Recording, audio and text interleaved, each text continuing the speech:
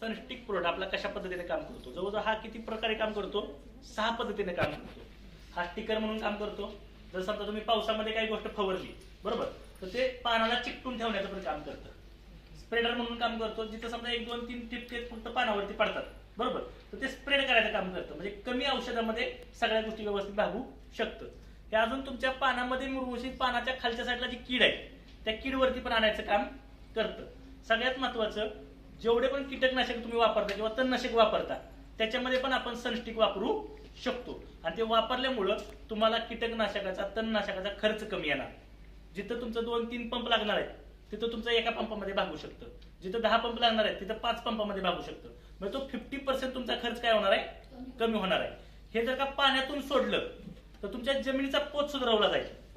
जास्त प्रमाणात जर का पाणी राहत असेल जमिनीमध्ये तर ते लवकर निचरा होऊन जाईल. आणि जर समजा उन्हाळ्यामध्ये पाणी जर का कमी पडत असेल काय, तर हे तुमच्या पाण्याला टिकवून ठेवण्याची पण क्षमता याच्यामध्ये जास्त आहे की जे बाष्पीभवन करून देणार नाही. आणि सगळ्यात महत्वाचं म्हणजे तुमचा काडी कचरा जो आहे तो लवकरात लवकर कुजण्यासाठी पण मदत करत. एवढे सगळे तर फायदे आहेतच, पण सगळ्यात महत्वाचा जो फायदा आहे हा पाण्याचा पीएच मेंटेन करणं.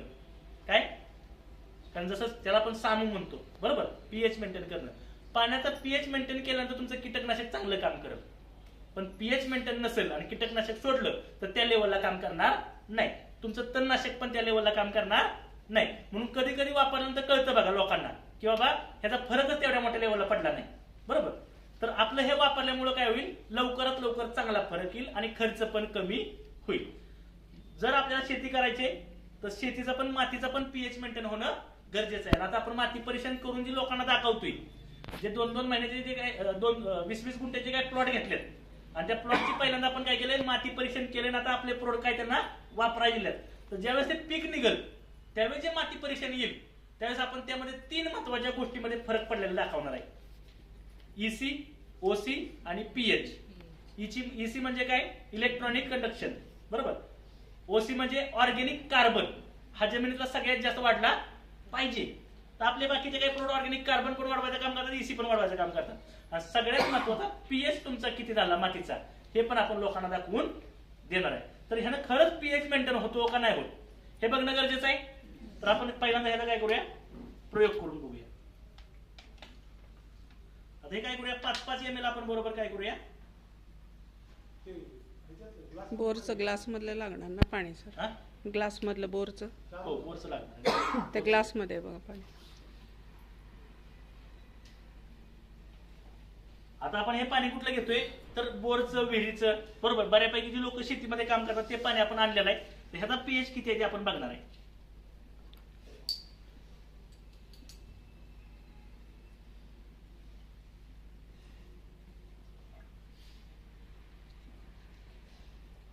इथं आपण आपल्या विहिरीचं पण पाणी, हा विहिरीचं बोरचं सगळ्याच चालू.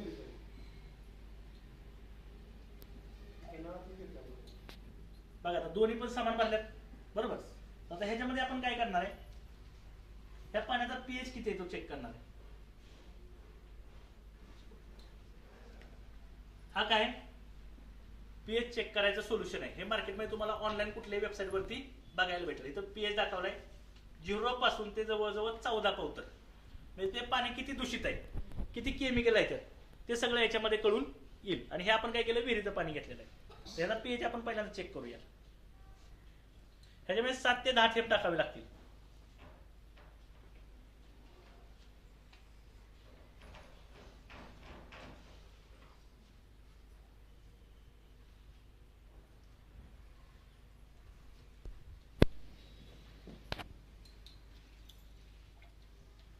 बरोबर. आता आपण ह्याचा पीएच चेक करूया किती आहे नक्की. बघा सर कसं दिसतोय, किती आहे सर, 9 ते 10च्या दरम्यान दिसतंय. हा जवळजवळ पीएच 9 आहे. ओके. आणि आपल्याला शेती करायला किती लागतो, 7च्या आतमध्ये. 6 ते 7, कमी पण नाही चालत आणि जास्त पण नाही चालत बरोबर. तर आता आपलं खरंच हे प्रोडक्ट सनस्टिक जे ते काम करतंय का,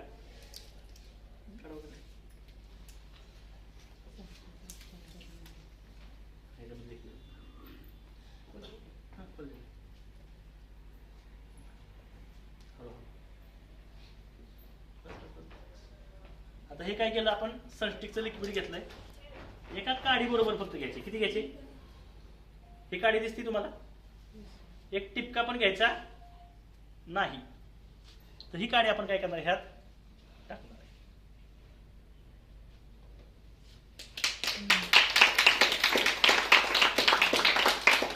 तर आता पीएच किती आहे पाण्याचा?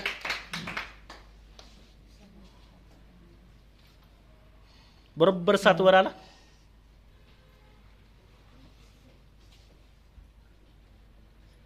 तर अशा पद्धतीने आपलं सनस्टिक हे प्रोडक्ट काम करते.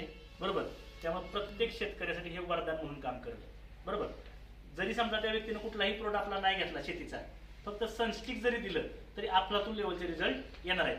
हे फवारणीसाठी काय अर्धा ml ते 1 ml एका लिटरला वापरायचे, आणि आळवणीसाठी 1 लिटर ते 3 ml वापरायचे.